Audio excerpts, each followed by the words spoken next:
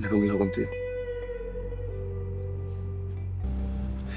Y gracias a que yo me mato trabajando como un perro aquí, es que... Mamá, acaba de entender que yo tomé mi decisión porque era lo que... The stagnant air inside the abandoned safe house in Regla was heavy, thick with the scent of damp concrete and the encroaching decay of the Havana night. Adrián sat on the floor, his back pressed against a wall where the plaster had long since given up its hold on the brickwork, his fingers tracing the frayed edges of the notebook, the black notebook, the artifact of ruin and salvation that felt heavier than lead. Beside him, Jonathan was a silhouette of frayed nerves, his eyes constantly darting toward the sliver of light bleeding through the shuttered window.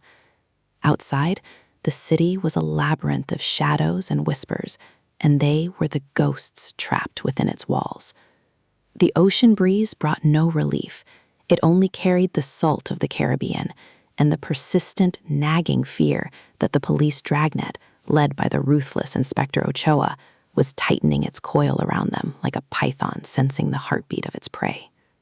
Adrián felt the weight of his own decisions pressing down on his chest. Every choice he had made, from the first spark of ambition that drove him to open the restaurant to this moment of desperate exile, felt like a strand in a web that was now unraveling.